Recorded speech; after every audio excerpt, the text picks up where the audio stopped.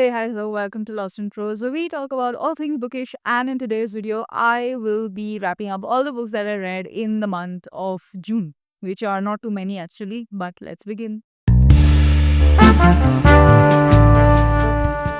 So, honestly, I thought of just including my June books in my July wrap up because I just read a couple of books in June because it felt like a little bit of a slump. But honestly, I thought that when I read about 4 to 5 books a month, I create an extensive detailed wrap up for it. So why not create one for a month where I read only a couple of books basically. So here I am. Honestly, it should be normalized because some months are a little slow than the others. So I thought, let me just shoot the wrap up already. Um, the day you see it is the day I'm shooting it, and I'll be editing it the same day and I'll upload it the same day. So I think today is the 27th of June, and this is the second time I'm shooting this video because the first time my mic sort of gave up halfway and I did not notice that. So I do not have any audio in that video anyway. This is the second time I'm shooting the video, so this better be liked, watched, and subscribed, you guys.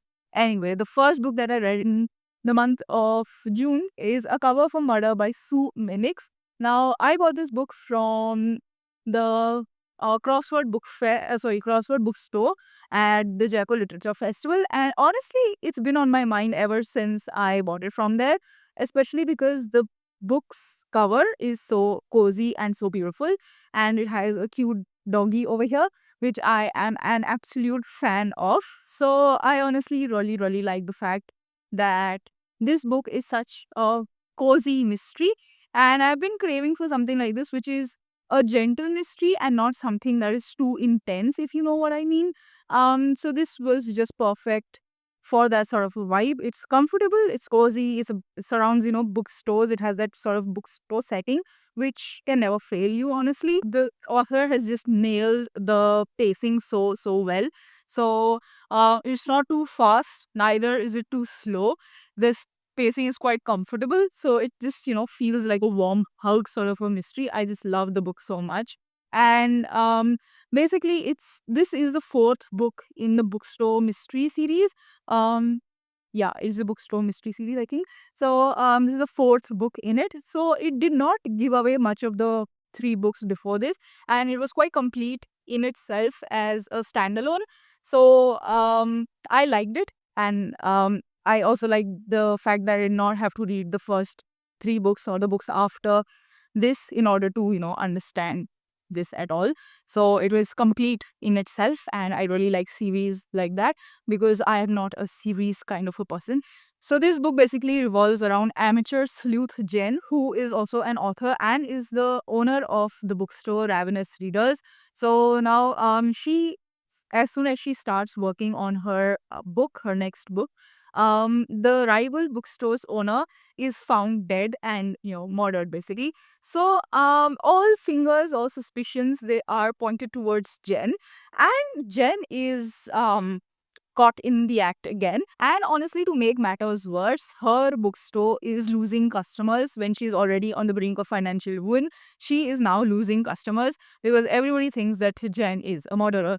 So now she has to clear her name out of this, or it can just make matters worse. So what will attack Jen first? Basically, what will strike Jen first? Inspiration or the murderer? So that's where I'll leave you with that question. That's where the description leaves you.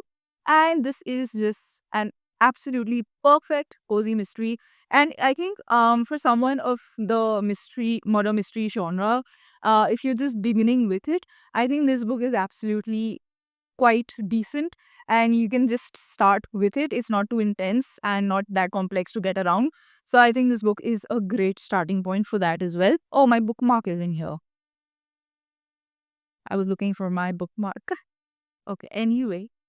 The next book that I read was Mystery at the Manor by Alasdair Beckett King. And it is illustrated by Claire Powell.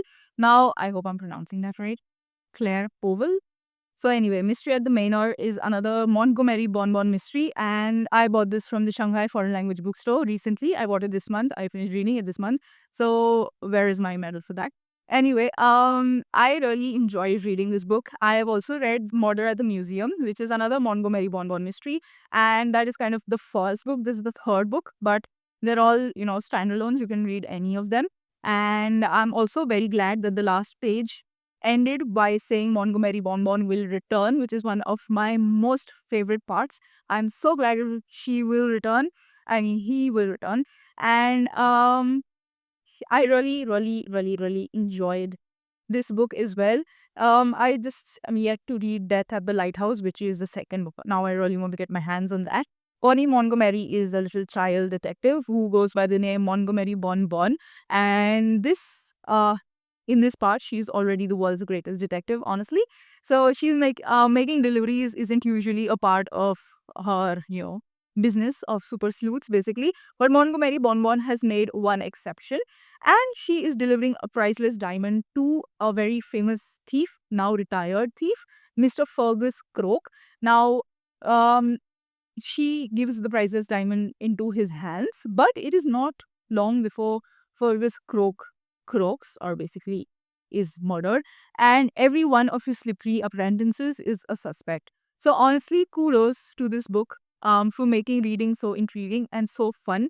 The comic timing in each and every line of this book keeps you hooked. It is so funny, it is hilarious, and I absolutely loved the book so much, and I really hope that you check it out as well. And the illustrations of this book are just marvelous, because as soon as you enter a darker dingy room, the pages also turn according to that color, and then the font goes all white, and it's just so fun to read it like that.